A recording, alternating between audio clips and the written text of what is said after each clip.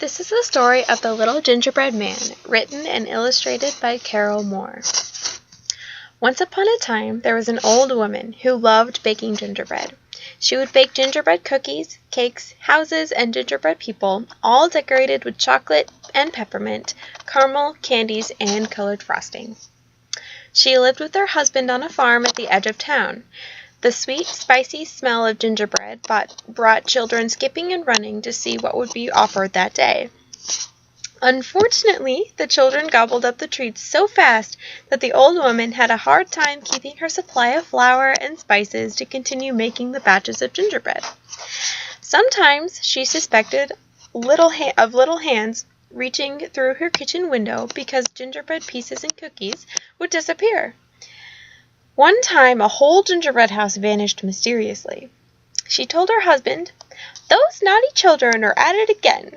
They don't understand. All they have to do is knock on the door, and I'll give them my gingerbread treats." One day, she made a special batch of gingerbread men, because they were extra big.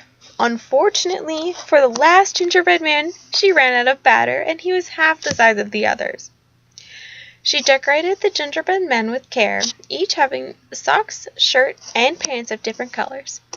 When it came to the little gingerbread man, she felt sorry for him and gave him more color than the others. "It doesn't matter that he's small," she thought. "He'll be just as tasty." Putting the rack on the kitchen windowsill, she left it there to cool and went to finish her laundry. The gingerbread men lay quietly, their frosted eyes gazing up at the sky with its puffy clouds. At that moment, a voice came from nowhere. Get up, come with me!" Everyone looked to see who was speaking. It was a butterfly flying just outside the window. Butterflies are naturally beautiful, but her wings were an exceptionally pretty marbled blue.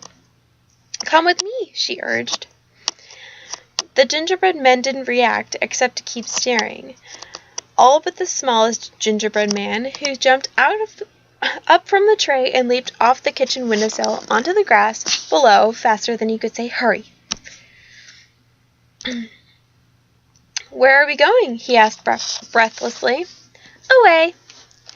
And before the butterfly had finished speaking, children appeared in the yard. Spying the little gingerbread man, they started shrieking with delight and began chasing him. "Stop! Stop!" they shouted. "We want to eat you!" But with his little legs churning, the gingerbread man only ran faster. He yelled, "I won't stop!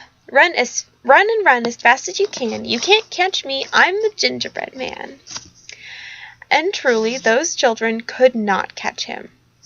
Once out of their sight, he continued running until he had reached a pasture where 2 horses were grazing. He sat down on a rock near the fence. "Don't stop," said the butterfly, fluttering nearby. "I want to rest," he argued. That was a mistake, as one of the horses trotted over to the fence and whinnied, "Oh, you smell so good, gingerbread man. Come over here so I can smell you better." The gingerbread man shook his head, but suddenly the horse jumped the fence and began galloping after him, so he had to run even faster. He called out, "I outran children, and I can outrun you. Run and run as fast as you can. You can't catch me. I'm the gingerbread man." And truly, that horse could not catch him.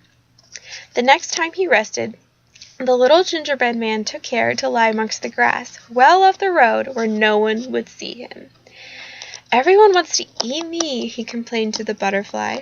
"Do you want to eat me too?"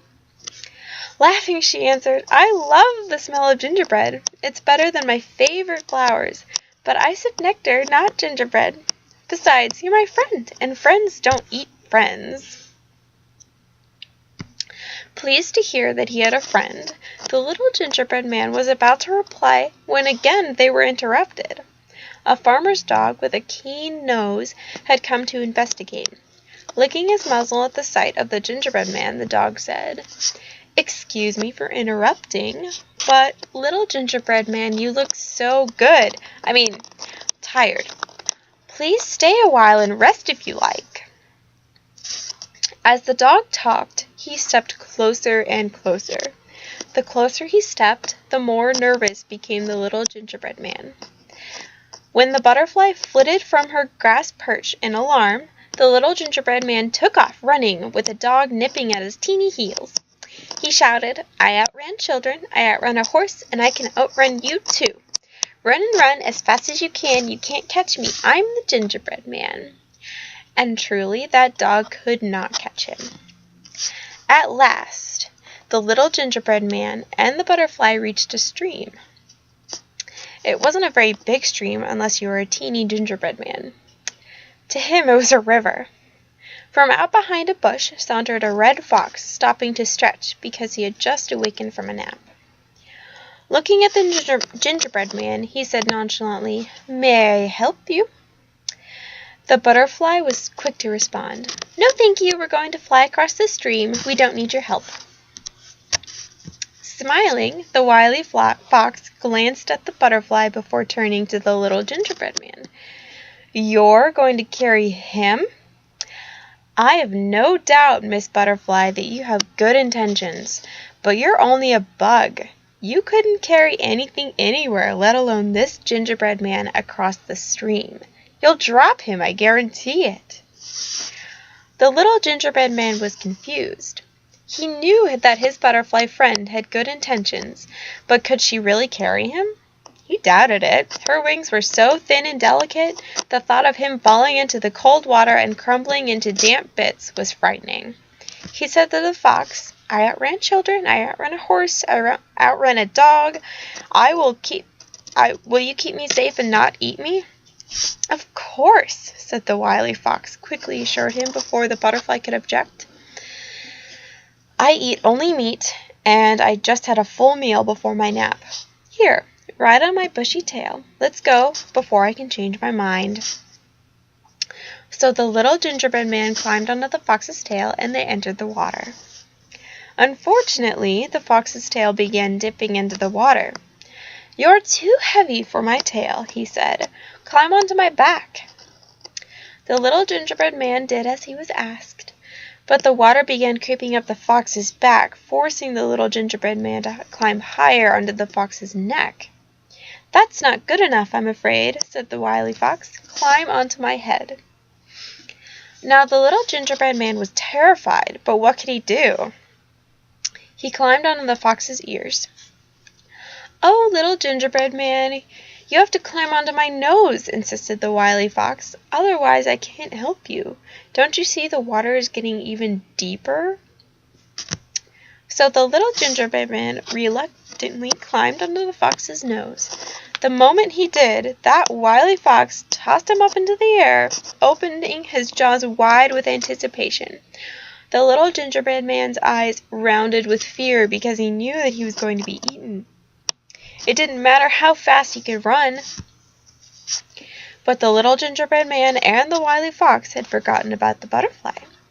She swooped into that fox's jaws, grabbing her friend by one leg and rescuing him from the awful fate.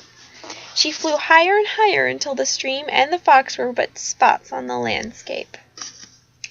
"You can carry me!" cried the little gingerbread man. "Yes," she answered. "I'm stronger than you could imagine. Now I'll take you somewhere safe."